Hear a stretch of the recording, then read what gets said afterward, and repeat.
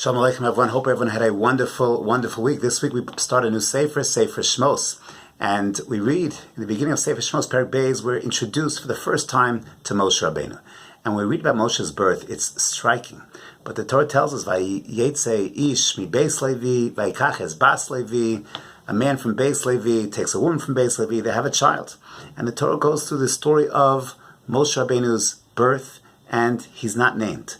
And there's a threat. He's raised for 3 months. They can't take him anymore in the house. He's placed in a teva, put in the water. And once again, his sister, the Torah tells us, Vatetzatav achoto, his sister watches merachok to see what is going to happen to him. Finally, he reaches the banks of where Bas Paro is. She reaches out, she takes him, and she names him. She gives him the name Moshe Kimin Hamayim Mishisiu.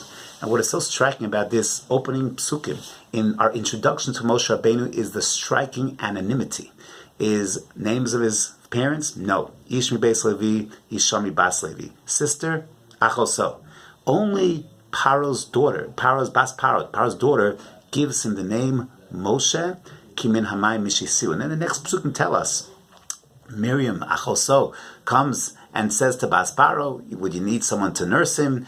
Takes him back to the Isha mi Beis Levi, Yocheved, who we know to be Yocheved. She nurses him, she raises him, and why? Why are we this identity of Moshe? Why this anonymity in his biological parents? So perhaps one could suggest the following idea, is that Moshe Rabbeinu really had a dual identity. He had a biological mother, Yocheved, but the Torah wants to hide her identity a little bit because it wants to emphasize he also had an adoptive mother, Bas Paro. And Bas Paro names him. And Bas Paro raises him. But Yocheved bore him. And Yocheved nurses him. And there's really this dichotomy, this split in Moshe. On the one hand, yes, he is the prince of Egypt. On the other hand, he's a Jew with a Jewish mother, a Jewish sister, and a Jewish father. But it's Bas Paro who names him. She too is his mother.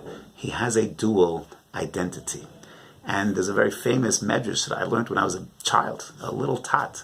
And that's the medrash of Paro is suspicious of Moshe, young Moshe, little Moshe, presents this young little boy in the house of Paro, presents him with two options, hot coals and gold and jewels.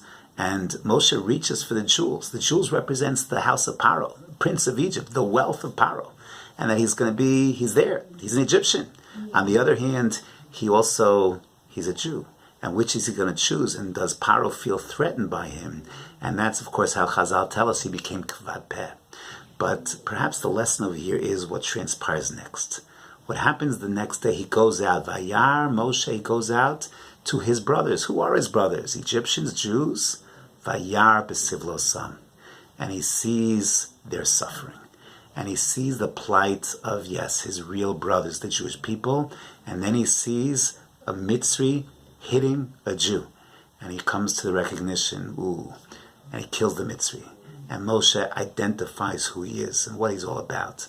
And he's about standing with his brothers, standing with the oppressed, standing with the victims. And that identifies, Moshe has to take that step to identify who he is, what he is all about.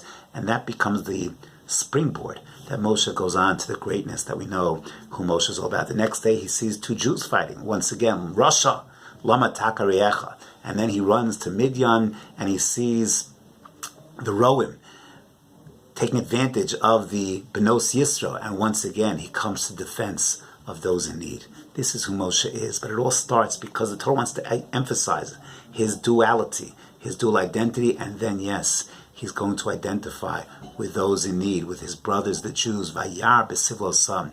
By seeing their suffering, that's what's going to enable him now to have a unique relationship with HaKadosh Baruch Hu. He's at the sneh to be the vehicle, the instrument, the intermediary between Hashem and Knesset Yisrael, and is ultimately going to bring about the Ge'ulas Mitzrayim, that sensitivity to those in need.